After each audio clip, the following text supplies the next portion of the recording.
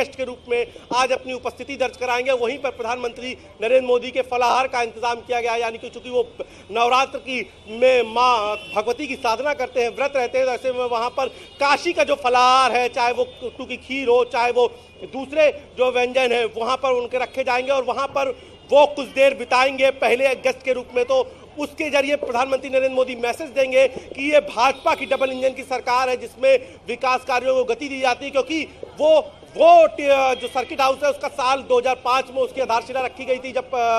स्वर्गीय मुलायम सिंह यादव मुख्यमंत्री थे, लेकिन उसके बाद वो निर्माण कार्य रुका रहा और इस सरकार में जब भाजपा की सरकार आई तो उसे पूरा किया गया। तो उसका उद्घाटन भी प्रधानमंत्री करेंगे और वहां पर भी करीब 40 मिनट से 1 घंटे रहेंगे। तो 3 बड़े आयोजन है जहां पर प्रधानमंत्री को शिरकत करनी है और सबसे पहला जो आयोजन है रुद्राक्ष कन्वेंशन सेंटर,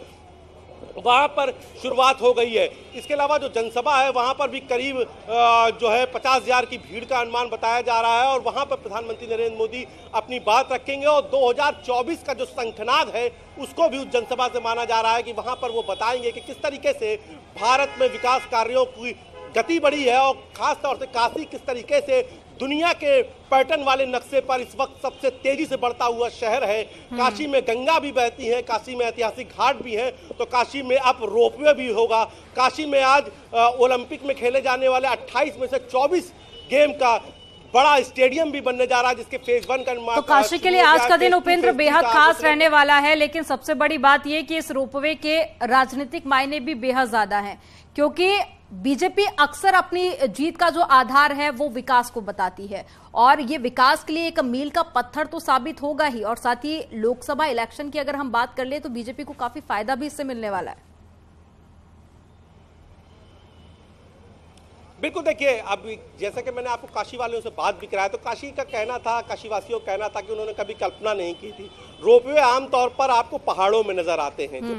पहाड़ी इलाके होते हैं वहां नजर आते हैं, और यहाँ पर सार्वजनिक परिवहन के लिए काशी में बने, ये तो शायद ही किसी ने कल्पना की थी। तो ये सपना जब सच होता है तो जाहिर तौर पर विकास की जो सियासी दावे होते हैं उसमें मोहर लगती है। तो अब ऐसे में विपक्ष के लिए ये मतलब बड़ा एक गैप बन जाता है, जैसी गैप कि अब वो इस पर कैसे घेर सकती है भाजपा को, चूंकि अब जो काशी का विकास मॉडल है उसकी इस समय पूरे देश में चर्चा हो रही है। मैंने बताया कि अब न केवल संपूर्णानंद संस्कृत स्टेडियम में ओलंपिक में खेले जाने वाले 28 गेम ओलंपिक में खेले जाते हैं, उसमें से 24 गेम का यहाँ पर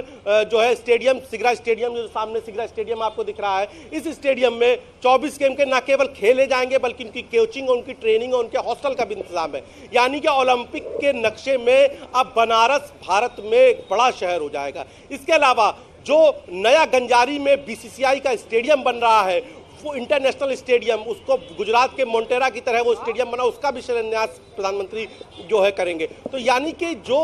बनारस का सिनेरियो है, अगर आप खेल के लिहाज से देख लीजिए, तकनीक के लिहाज से लीजिए, टेक्नोलॉजी के लिहाज से देखिए, सबसे बड़ा कन्वेंशन सेंटर अगर दिल्ली के बाद कहीं है, सबसे बड़ा कन्वेंशन सेंटर, कहते हैं कि दिल्ली का कन्वेंशन सेंटर भी जो बना है वो इसके मुकाबले छोटा है। तो सबसे बड़ा कन्वेंशन सेंटर यानी कि साहित्य का सबसे बड़ा मंच, 2 सबसे बड़े स्टेडियम ओलंपिक के और क्रिकेट के लिहाज से, यानी कि खेल के सबसे बड़ा संसाधन बनारस में, रोपवे यानी कि परिवहन का सबसे बड़ा, सार्वजनिक परिवहन का सबसे बड़ा। तो आप ये देखिए कि अगर आप पैरामीटर्स देखेंगे तो बनारस हर पैरामीटर्स में नंबर 1 होने की दिशा में बढ़ रहा है। टूरिस्ट की मैंने जैसे बात की कि करोड़ों टूरिस्ट आ रहे हैं, पहले करोड़ टूरिस्ट 10 साल में रहते, करोड़ टूरिस्ट 1 महीने में आ जा रहे हैं। तो ये जो आंकड़े हैं, इससे न केवल पर्यटन के नक्शे में, विकास के नक्शे में बनारस की जो है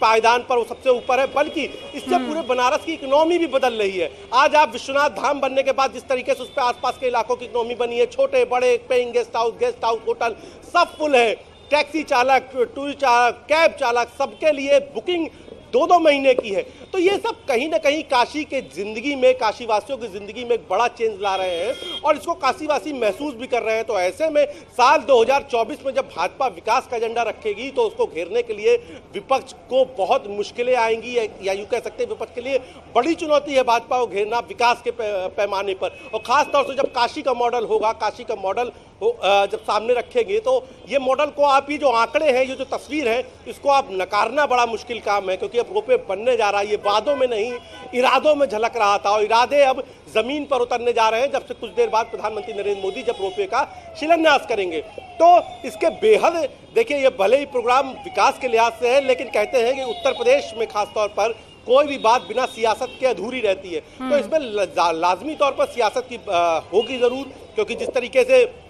भाजपा अब अपना विकास का एजेंडा और विकास की जो बुकलेट जब पेश करेगी और ये सब बातों का जिक्र होगा, तो लाजमी है कि आने वाले वक्त में जो साल 2024 का चुनाव है वो बेहद रोमांचकारी होगा। और भाजपा इन सब कार्यक्रमों के जरिए एक बात तो साफ संदेश है कि भाजपा सबसे आगे अपना विकास का एजेंडा रखेगी और यही सब जो तस्वीरें होंगी रोपवे की, स्टेडियम की, बीसीआई के स्टेडियम की, स्मार्ट स्कूल की, बड़े अस्पताल की, कैंसर अस्पताल की, तो जितनी भी काशी में शुरुआत हुई है, देश का पहला फ्लोटिंग